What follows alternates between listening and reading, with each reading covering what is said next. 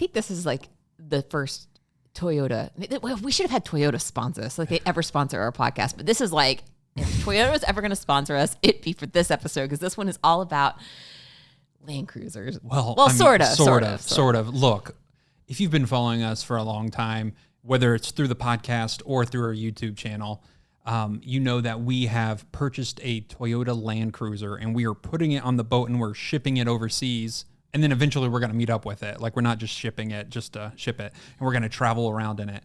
But today's episode, we have some fun people who they love Land Cruisers specifically. Yeah, so that's actually how we first connected with these people. Their names are Karissa and Linhbergh, and you may know them as GonDirtin or Cookin. They have, they sort of go by two different handles, but we know them as GonDirtin. But they, I said it was about a Land Cruiser episode, but it's really not. So if you're not a car person, just like hang in there because we actually talk very little about the car. But we talk about food. I was going to say that. Much like all of our other episodes on the show, travel is like the underlying theme, but then it takes so many little tangents. And this episode is a lot about cooking And how food plays a part in your travel or in your life in general. And you'll hear both of them talk and they're very excited about food. I love it. In a good way. They made me hungry. They did. And also I was ready to like hop on a motorbike and go to Vietnam and eat all the food. And yeah, it's a good episode. These guys are super interesting. And they are very knowledgeable in the travel and the cooking industry. So we're just going to jump right into it. Well, hang on. I know. Look, you know this. This is everybody's listening. This is not rehearsed. This is like every time I try to like. She rushes. If you notice, Sarah talks faster and faster like an episode of Gilmore Girls. But we're going to slow it back down. And we're going to remind you, please go to Spotify and leave us a rating or iTunes and leave us a review. It really helps the show out. Or if you want to leave a comment on YouTube on the channel here, because if you don't know, we upload every episode to YouTube as well. But yeah, that would be much appreciated. All right, let's get going. All right, see ya.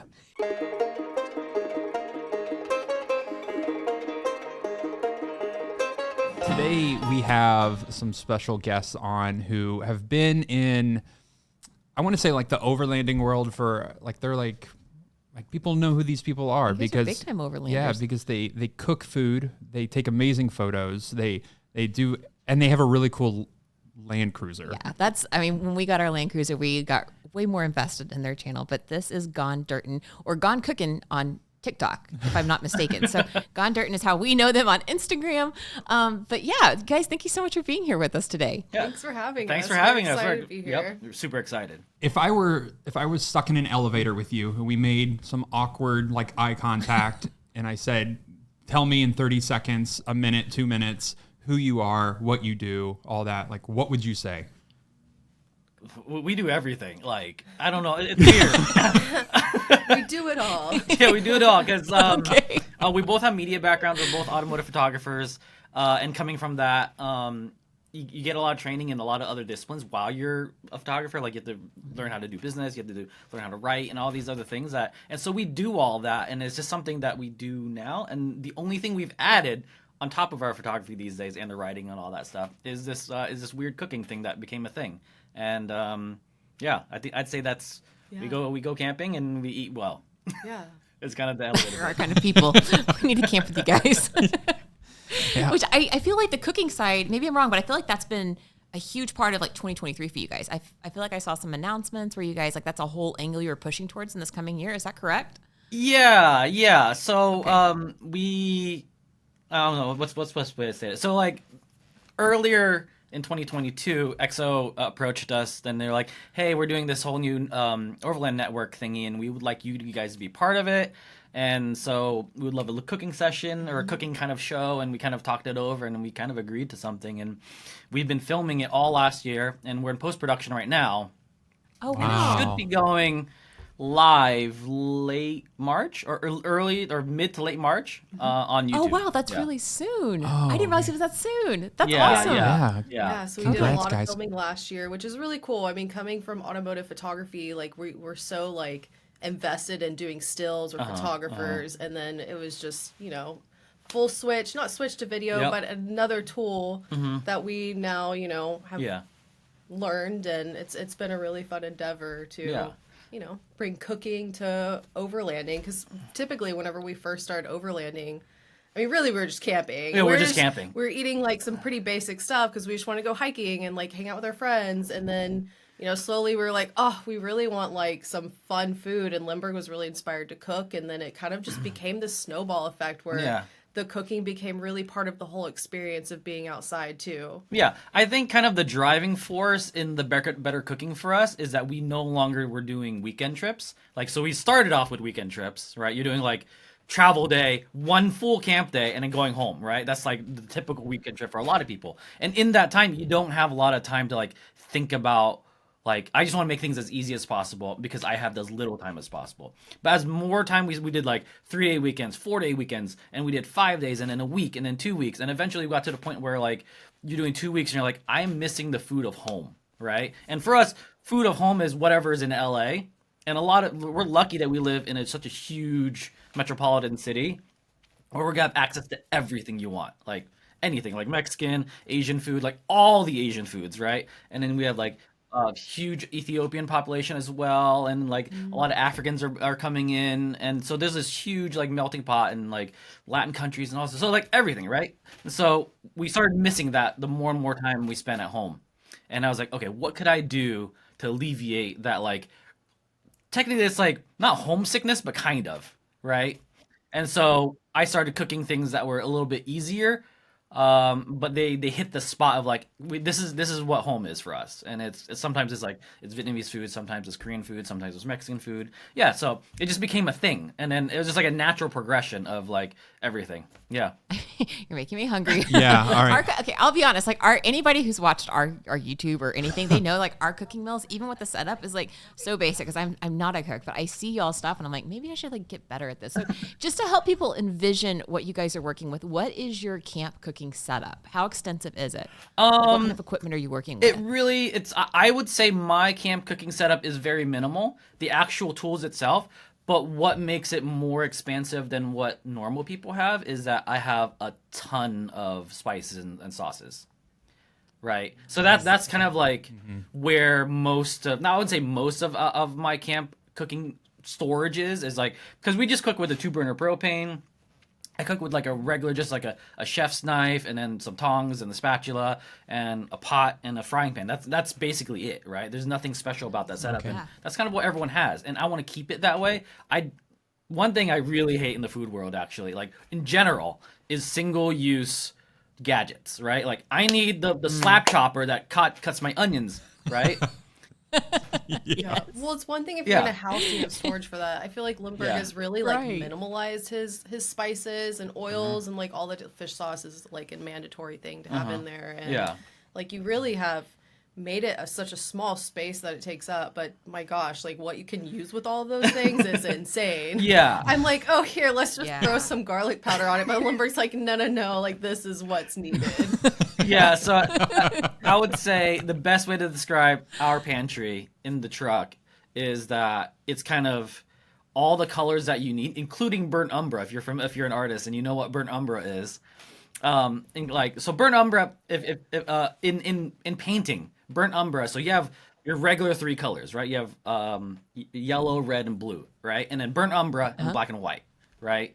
And then you have all those colors, but then the burnt umber is super duper important because it's the one color of all the other 5 that you make in any color, right? Because it kind of either dulls it down or it brightens it up or you make it into a different color. Because like if you mix primary colors together, then it's kind of not, it's not, sometimes you can't, it's not the color you want, right?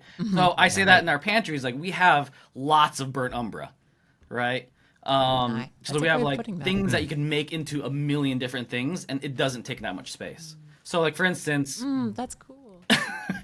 For instance, like I carry fish sauce, right? And fish sauce is not known as this thing where you could use it with everything, right? But I put it in. So the best way to think about fish sauce is a Vietnamese condiment, but the best way to think about it is that it's an anchovy replacement, right? So you don't have to carry a tin of anchovies, right? So if you wanted to make a from scratch Caesar salad, you can, or you put it into your red sauce, or you get a canned soup right from the store that's pre-made, and you throw in a little bit of fish sauce and just kicks it, right? So that's all it does. You don't taste it, but like it's the burnt umber of my pantry. Whereas like I could do whatever I want with it, and it kind of goes into everything, right? So I could do all that stuff, and then I can make really quick kimchis with it as well, and all these other things. So yeah, it's very versatile. So I have a lot of that in the pantry. That's really cool. Yeah. And this, so go ahead. No, you go ahead. Go ahead. No, I'm I'm asking like, all the this is questions. obviously something that you're not passionate about by any means. Like, is it right? Like, I love that. I mean, this, like, honestly, guys, like, food world is sort of foreign to us. Like, we love trying new foods when we travel and that kind of thing. But like cooking, like, we aspire to be good cooks. But we did try making kimchi in Korea. Like, I was like, you said that, and I was like, Did you oh, guys I take a know. class there? We did actually. Yeah, we took a class, and it was really cool. It was great. Yeah, we still don't know how to use chopsticks very well, and We try so our hardest. everybody in the class was just kind of they didn't focus on the kimchi anymore. They were focusing on the way we were handling our chopsticks. We were the so. only white people in that class that day, and they're like, "Oh, Americans." From an Asian to that uses chopstick all the time, and she's learned to use chopsticks really well. Don't be afraid to be embarrassed. So it's worth it's better to try than to not try. Right? For So sure, like if yeah. you have the trainers on it, no one's gonna give you about having trainers on it. That's Asian. Okay. The only people that will give you about trainers is non-Asians. Okay. Good to know. I feel better now. I feel better. Don't Yeah. be Yeah, the Koreans were all very gracious. Yeah. Well, everything takes practice. Yeah, too, so so yeah, For sure. you'll never know how to do it until you can constantly try. You have to do constantly it. do it. Yeah. And then we've gotten to the point where it's become well, for me, it's always been, but like for her too, it's kind of like the utensil she grabs automatically to do whatever, right? Like, Really? yeah, it's so versatile. But anyways, Yeah.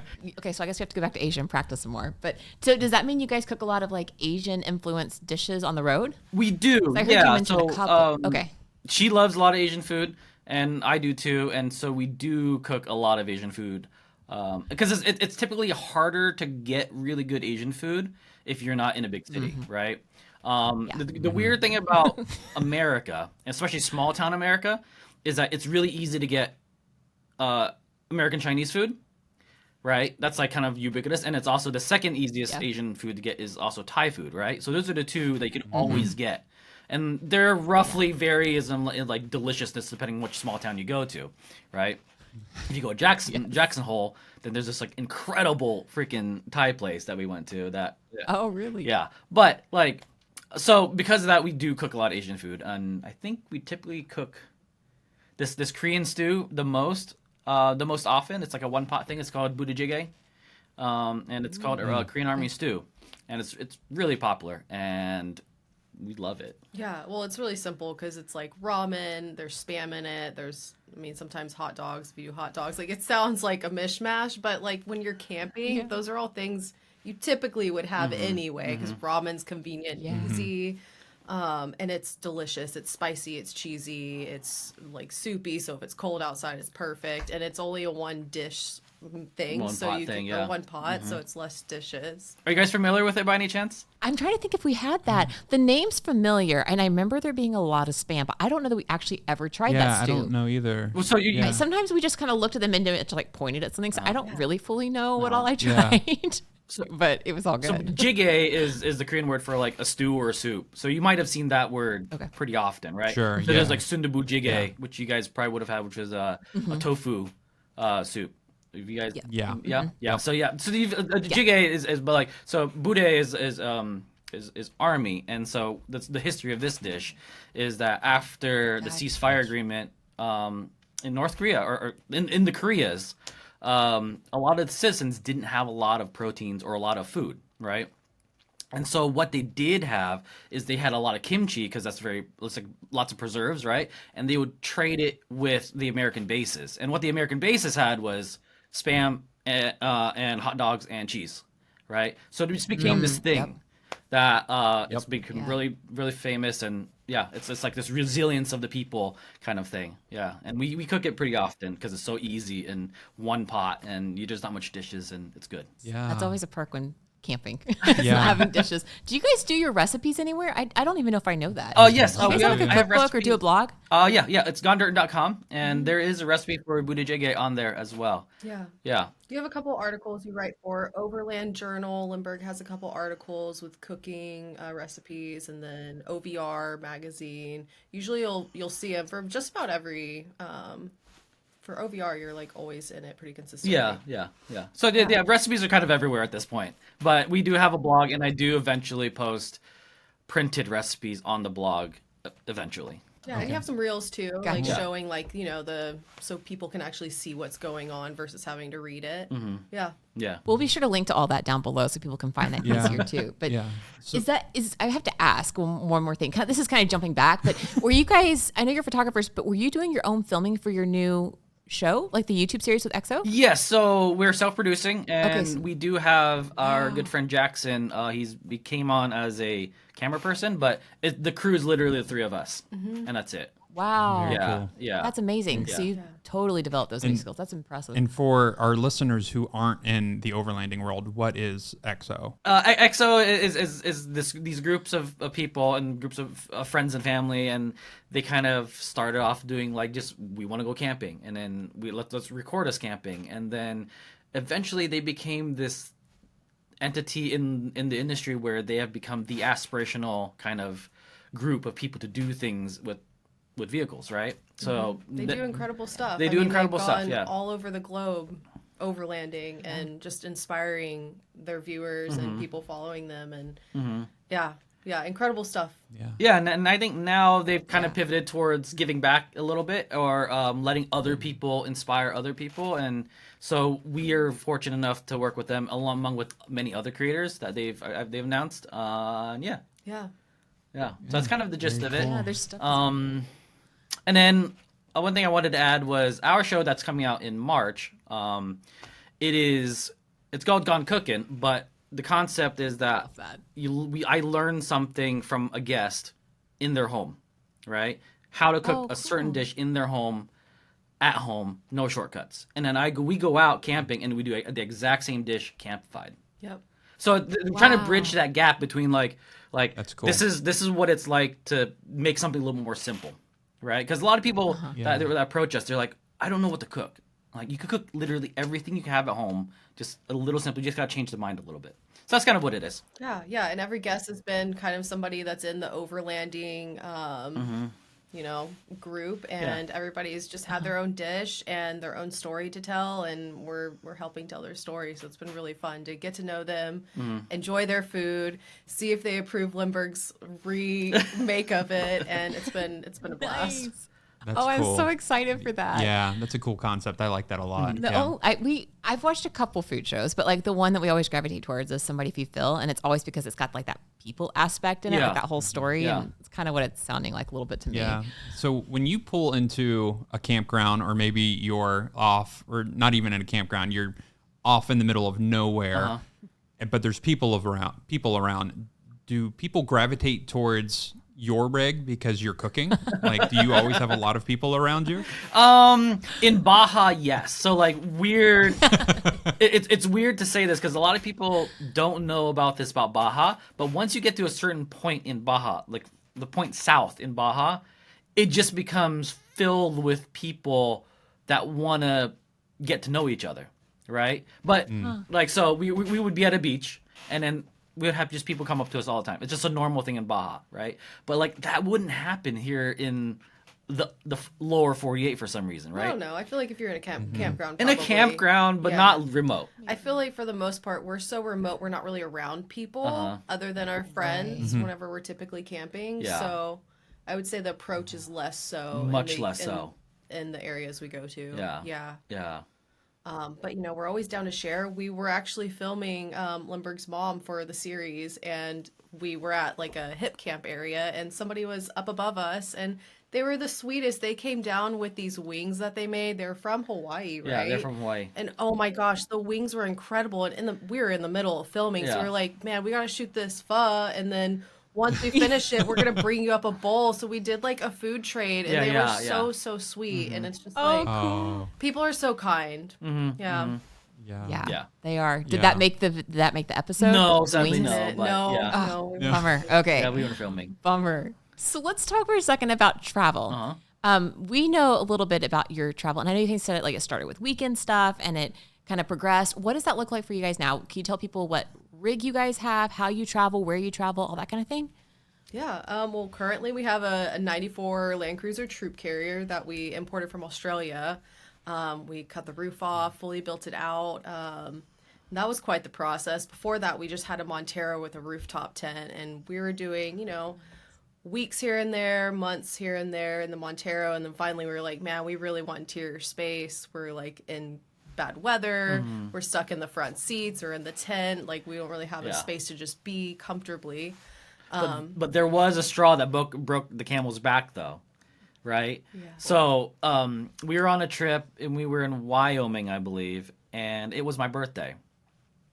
And she surprised me. She bought me a cake at a gas station. I didn't know this, right? And then we had dinner, and it was cold and rainy outside. And this is the middle of summer, right? But cold and rainy, I'd say in the middle of summer where we were, it was probably a high of 45 and a low of 29, right? So it wasn't a pleasant kind of chilly.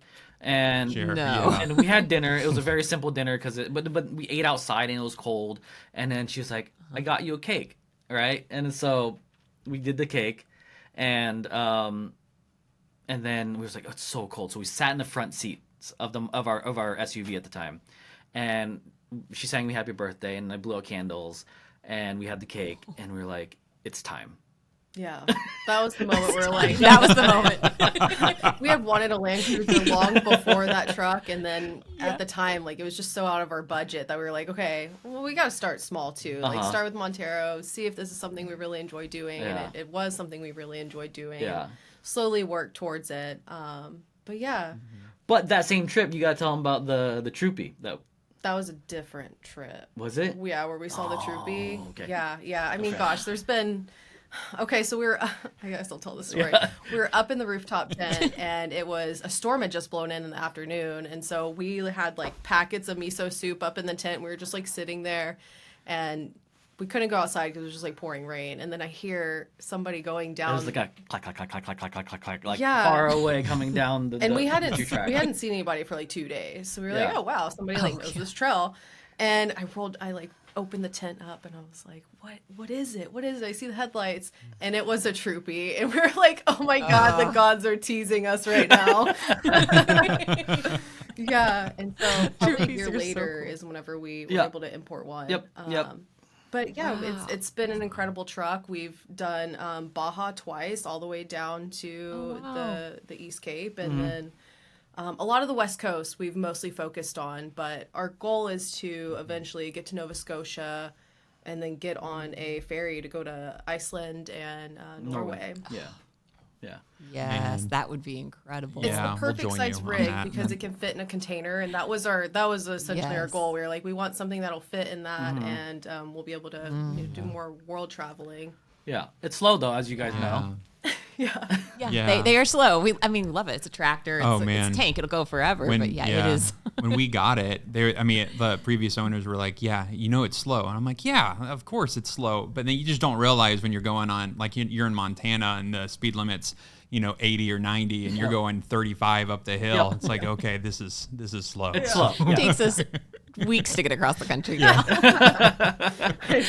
it, but we love our truck so much. We are getting to the point where we're seriously about to get a turbo.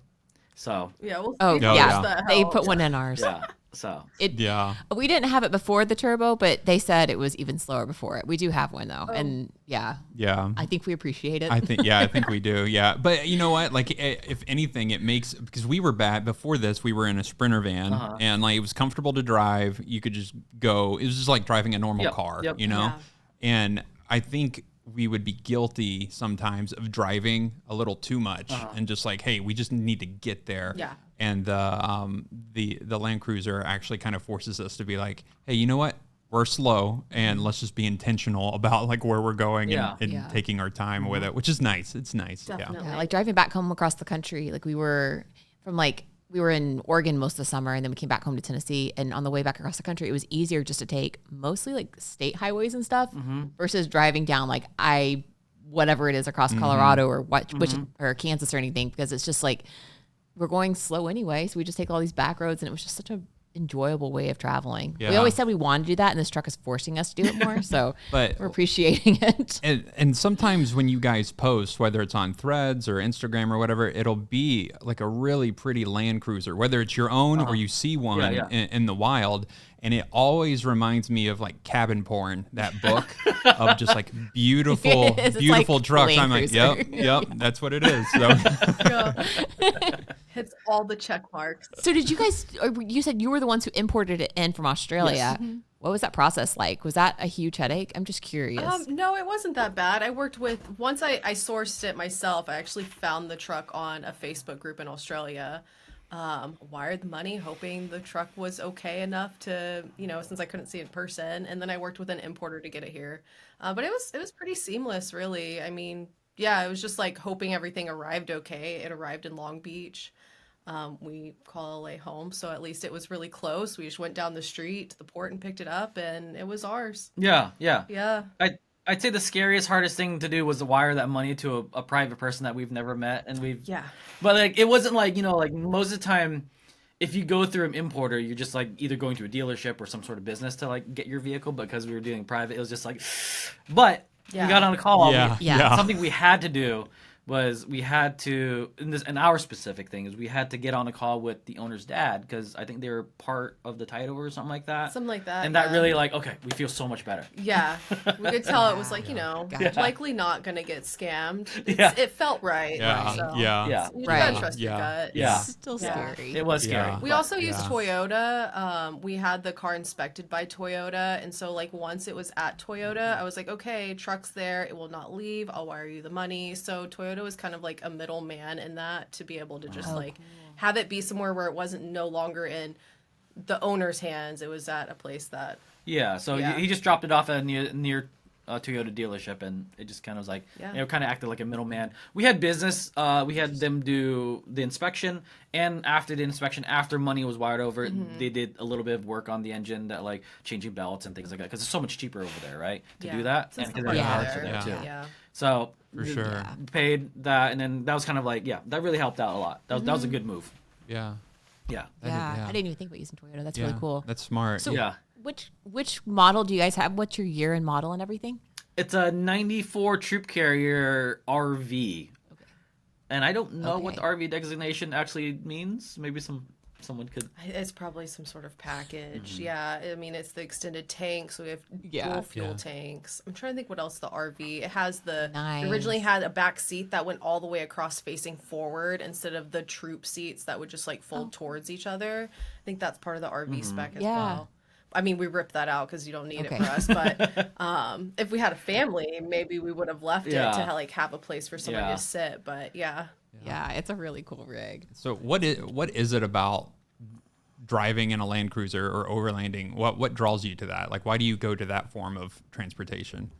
it's a very good question. I think a lot of times we're very guilty of going the easy route whenever we travel, right? Especially like, to get to a campsite, we tend to like, we should go to this campsite because it's really pretty, and then two, it's not much stress on our minds to get there, right?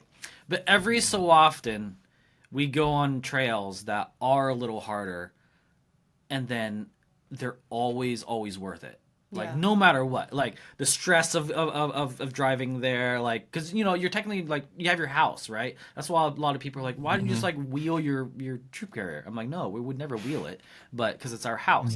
Rock crawl, Yeah, exactly. But you just go on those harder trails, it's always worth it. And I think that's kind of what it is. Like, there's this like weird sense of, even though you're not that far from humans, it seems super far mentally, and I think that goes a long way in like being like mentally healing for us. Yeah. And then also like, we'll go to places where most vehicles could potentially drive there, and then we'll see one space that's full open because nobody wants to attempt it because it's full on rutted and like you know, it looked difficult for an average vehicle. Yeah. And the troopy just like takes it like it's nothing. So we're like, cool, good thing this spot was like almost like reserved for us. And also, there's this. Have you guys been to Sedona? Just not Briefly. briefly. There's that not arch enough. hike that everyone does. Yeah. Right? And then there's a regular parking lot for cars, and then there's these rocks, and there's a 2-track that's like really, really bad looking. But if you have 4-wheel drive, you could cut literally 2 miles from your hike if you went down this 4-wheel drive. Yeah, because there's a parking lot. And it's fully, it's 100% okay. So like our That's hike so to the cool. arch was like half an hour, but normally it's like 2 hours. So I'm just saying, there's goodness. reasons that Yeah. high clearance and 4-wheel drive is nice sometimes. Yeah. It's rare, but Yeah. then Everybody's as for an winded old- and sweating, and you guys are glistening. That's great. And as for like an old vehicle, I don't know. I sometimes question. I'm like, man, is it time to go modern? Do we need something that's like super extra reliable and can keep up with highway speeds and 18-wheelers aren't flying past us? That'd be kind of nice, but I think that's a very Yeah. U.S. thought though, that's true. right? It is, But like, yeah. if you go Yeah. anywhere else outside the United States, no one is going 90 to 100 miles an hour, right? Unless you go to Germany. That's- Even in yep. Germany, they don't even go that fast, and they're allowed to, Yeah. Yeah. right? Yeah. So Yeah. yeah, I think it's a weird thought, right? I agree with her. We have these moments. Sometimes we're like chugging up this hill, and we're like, is it time that we need a new truck? But then, yeah. Right. We're also super like car enthusiasts, so Yeah. we're just like, oh my gosh, this thing's sick though. Yeah. It is. It is. But man, those tundras look so comfortable. Right. all I keep thinking. Yeah, our friends have Tundras and the new Tundras, and we're like, oh my god. Yeah. They're nice. Luxury. Yeah. They're nice But- trucks. I Yeah. mean, that was our thought originally too, is we were going to go new because we're about to go international. But Yeah. I'm glad we didn't. I'm really glad that we came across the one we have. I mean, even the people we bought it from, they're German, and they're like, nobody will run you off the road and anywhere else in the world except for the Americans. Like Americans, Yeah. you'll feel fine once you get out of the country. Yeah. Yeah, he said this was the scariest place to drive. Yeah. Yeah. If that's Good coming to from a know. German, we're going to be fine. Yeah. It's funny you say that because the minute we cross into Baja, is this weird wave of energy that goes over us, and we're like, we could drive troopy speeds now, and it's okay Your car's not going to die. because everyone doesn't go That's fast. so encouraging. Yeah, it's really nice. We're like, Yeah. in a country where like our tachometer is in kilometers per hour, and so like we could finally Right. get attacked. Yeah. Yeah. Making math. Same. I know. Yeah, we're really excited about that. Yeah. Our speedometer is just like completely useless.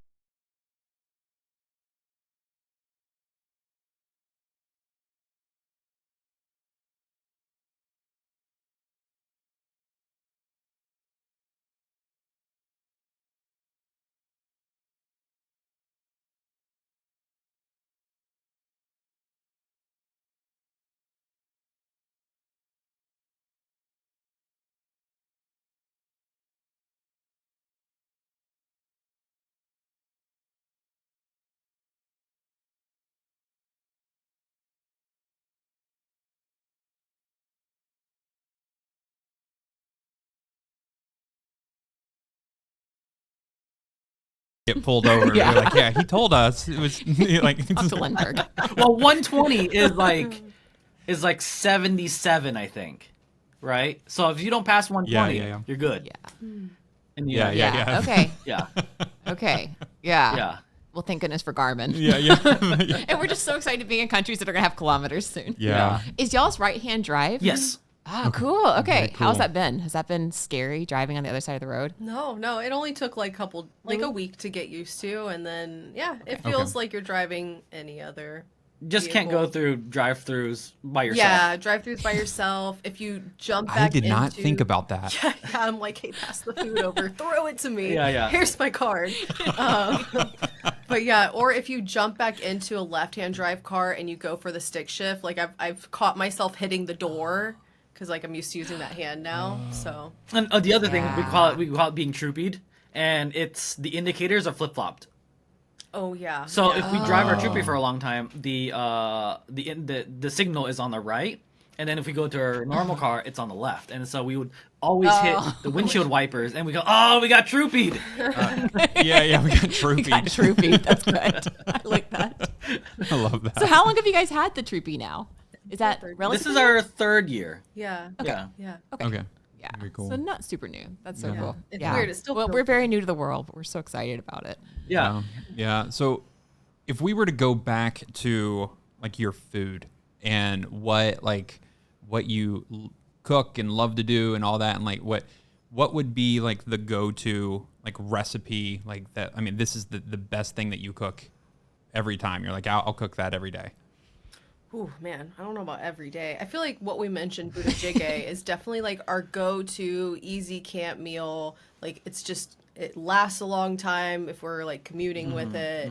It's usually the dish that'll just be like, man, it's cold outside. Make Buddha Jjigae. I'm trying to think what else though. What's a go-to? We change, like, so being the cook of the family, I don't like to cook the same thing over and over, and because I always want to learn new things, learn new recipes. Yeah. And so we never cook the same thing over and over too often. Yeah, it also depends like where we are, what the environment's like. Like in Baja, Linhbergh just busted out poke out of nowhere, and it was mind blowing good. And I'm like, what the heck? What? Like, this is insane. So good right now. That's something we don't get a lot of in Tennessee. Yeah, like we have a lot of catfish here, and I'm like, I'm not going. So to the sushi here's a place question: right now, so. Do your grocery stores sell tuna steaks? I don't think so. I've never seen Actually, them. Maybe like Whole Foods or something. Maybe. Yeah, we need to check in on that actually. So I've never noticed two them. quick tips, right? If they do sell tuna steaks, look to see if they're farmed or wild. If they're wild, Okay. don't eat it raw. Right? This is weird. This is a weird misconception because you don't know. A lot of people don't know what's in the water, what they eat in the wild, right? But the water of a farmed one is much more controlled and a lot cleaner. So you're more likely to not get sick eating the farmed one, right? So that's kind of like something to think about. But also the other thing to think about is 100% of seafood and produce you're going to get is always frozen before it's thawed to serve you, right? So that is two things, right? So like one, if you get the farmed one, you're pretty safe. And then they're always frozen, and so you're most likely safe. You're pretty safe to eat it raw. And so, I'd say... Or sushi, like having the sticker where it's sushi grade, like at Whole Foods maybe. Then you're like, then you know. Yeah.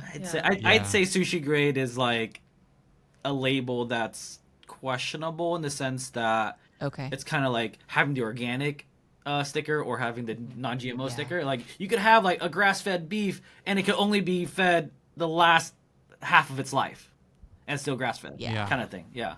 Yeah. That makes sense. Yeah. Okay, so go for farmed. Yeah. Do you have the Do you have that recipe on your website?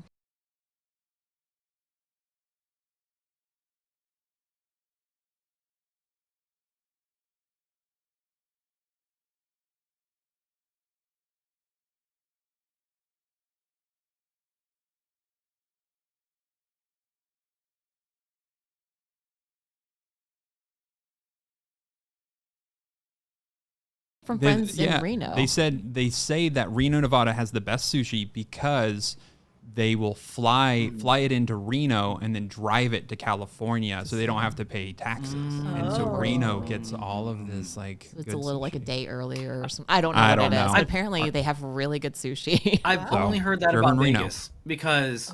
So they have to fly everything in, and they fly it from Japan and whatnot. And because there's such a market for sushi never gets to the point where it gets old enough to where it tastes fishy, because it's always out the door. So like you're getting the best, and then you're getting the freshest. And then a lot of people said it's even fresher than like say a lot of like the beach cities, right? Like for us, like we run into a lot of mediocre sushi, but we've always had really good sushi. Yeah. Vegas. Yeah, Vegas. Vegas. You're gonna have to check out. Okay, that's a reason to go to Vegas. We gotta have to go check out Reno. Yeah. Let us know. Just let us know if our friends are liars. I don't know if we're steering you wrong or right, but this is coming from a Reno local who lives in Seattle now. He could be a liar. Sushi, we don't know. We don't know, but that's what we've heard. I believe it. So. I believe it. Yeah. Anything to dodge them taxes, I get it. Right. Yeah, sure. So does your Reno that moved to Seattle friend talk highly about teriyaki now? I don't know if I've ever heard him talk about it. I don't think I have, actually. I don't think I've heard him talk. It's been a few years since we lived in Seattle. Yeah. Since we've seen it. Is teriyaki supposed to be good in Seattle? It's mind-blowing in Seattle. Really? Really? Yes. Okay. And you I have didn't to go even know hole in that. the walls. Like the roachier it is, the better the teriyaki. Yes. Okay. Yep. That's usually a good sign. Yeah. Cool. Yeah, we definitely miss living in a big city for the food. That's a little bit. We don't have that variety here. No. We do miss that. Yeah. Yeah. So what's next for you guys? I guess we just kind of want to like, what should people know? I know we're going to be looking out for your show, Gone Cookin'. It's going to be on YouTube. What is 2024 going to hold? Do you guys have any plans you want to share? Like where you're going, what you're doing? So let's see. So the big exciting is our whole series is sponsored by Mobile One. And so it's going to be on the Mobile One YouTube channel in March, sometime in March. So it's free to So cool. consume. So that's really exciting. Wow. And we've been just like pedal to the metal with that, just getting out the door. Yeah. And in terms of trips and things like that, we have no idea. We kind of live our life at the seat of our pants. Yeah. Yep. Yeah. It's just kind of like the We do too. the freelance life that we get it. live, and we want to go to Baja, but we don't know if we have time for it. We are going to Vietnam to just like we're hoping to get married this year. We'll see. You are getting married. Congratulations. Yeah, Later this congrats. year, We're getting so- married. We don't have like a venue or a date yet, anyways. Yeah. But we're Yeah. going to Okay. Vietnam. Yeah. So she could get a traditional dress, and I'm gonna get fitted for a suit over there too, and we're gonna like bike around and stuff like that too. So cool. Yeah. we're doing that. That's a for sure. And other than that, Okay. there is no for sure's. Yeah. Yeah. I mean, for sure, trips. I to love come, that. but we'll Yeah. see where Okay. it ends Yeah. up being. Yeah. For Yeah. sure. I love it. I mean, Vietnam, like that's going to be amazing. That's high on our list. We have not been yet. Yeah. So whenever we make it there, we will ask for your tips and tricks. Cause like biking, you just said biking around Vietnam. That's like, we want to do that. Yeah. Yes, let us know. I've heard it's a little Yeah. terrifying, but yeah. And then go soon Yeah. because the Vietnam now is going very, very quickly. It's modernizing very, very quickly. They are now like considered a second world country where a lot of tech and stuff like that, and so it's growing really quickly. And the old Vietnam is kind of getting pushed out, and so within the next, I'd say 5 to 7 years, it's going to change a lot. It's already changed, but for like kind of the sign of the times is that in the big cities they're trying to discredit street food vendors from opening new places, and they're trying to push them into more like Singaporean hawker centers, right? So like just to make it cleaner for like so it's an image thing, but that Vietnam is disappearing very, very quickly, and so I'd say go as soon as possible. But that is All right, we're we gonna. would love to be there by this year. We'll see. We'll ship the truck. We're gonna ship the truck, and then we're going to Vietnam. So If we'll we meet could it up send- later. Yeah. I would if never we could send our truck anywhere, Asia for sure. Yeah. I would not never doing drive it. our truck in Vietnam, by the way. You don't think so? I've heard it's that scary. No, it's- So- I don't know. There's this magic to me about the motorcycle, and I would never want to be in like. So it's weird because you land in Vietnam and you get into a taxi and you get to your Airbnb and then hotel, or a hotel, whatever. right? And you're in the car the whole time, and then but the moment you get into a motorcycle, there's this weird feeling that like dissipates from you, and then you're like, I'm finally living. It's this weird like thought where it goes like, I am with the world for some reason. Whereas in the car, the minute you get into a taxi, you're like shut off from it, right? There's AC, there's windows, you're disconnected from the noise and things like that. And I think there's I think that's why a lot of motorcycle overlanders do what they do, right? Yeah. I don't I have can see that. the constitution to become a motorcycle overlander, but I understand it because of our experience in Vietnam. Yeah. Yeah.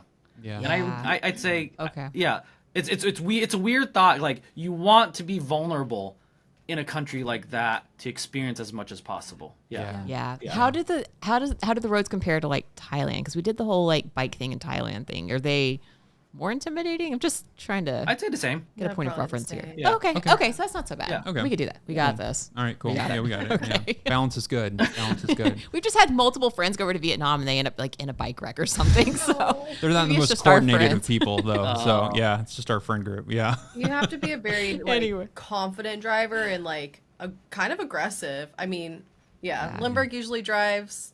I rented a scooter, and within like a quarter mile, I hit my first traffic circle, and I got hit by a car. So, Oh no. it was very slow. I just It like was it slowly was like fell, a but- little bunk. yeah, you know? yeah. It was super slow. It wasn't like dramatic, but it was still terrifying. I was just like, Yeah. okay, you're still Yeah. driving. Yeah, I think the key Yeah, for yeah. a lot of those countries that Yeah. mentally is that you cannot show any mental weakness in your driving. Yeah. Like the minute you show a weakness, a lot of people don't know how to react to that, right? Because Yeah. everyone just goes, That makes right? They just go wherever they need to go. Right. But Yeah. if you show Yep. confusion, a little bit of weakness, they don't know how to It's react to it, and dangerous. it's more dangerous Yeah. to be Yeah. confused and lost and all that stuff. Wow. Yeah. That's a good point. That is I could see that is that. a great point. Yeah, it's kind of like Yeah. like in Thailand, you guys had like walking across the street is a little tough sometimes, right? Yeah. So, yeah. just go. You just go. Yeah. It's kind of that same mentality with the motorcycle. Yeah, you just go.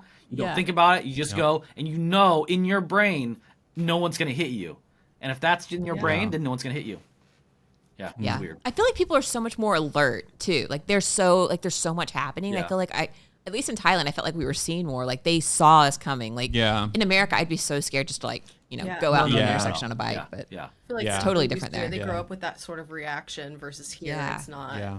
I mean, most people aren't paying attention when they're driving here, period. So Yeah. Yeah. for sure. Exactly. Exactly. Don't even get me started. be safe out there, guys. Yes, you do. So if people wanted to follow along, they want to either find your recipes, follow, like, where can people find you? We have Instagram. That's kind of our main thing. It's GonDirtin on Instagram and GonDirtin. And then we're on Threads as well, same spelling. And then we're also on TikTok. And we'll have 2 TikToks actually, but Gone Cookin on TikTok and Gone Cookin on YouTube and GonDirtin on YouTube as well. Yeah. So. And website, GonDirtin.com. And That's where GonDirtin. the recipes, blogs, all that fun stuff is. Yeah. Cool. We'll link everything down below so people can find y'all easily. Thank you so guys, much. Thank you so much for being here. This was so fun. It was so Yeah. nice to finally meet you guys Yeah. sort of face to face. Yeah. Yeah, it was Yeah. great talking travel and inspiration and I know. cooking. I love it. Yeah. Yeah.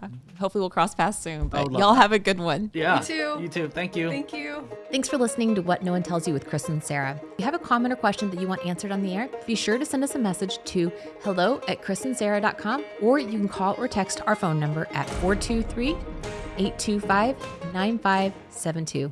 Thanks for listening.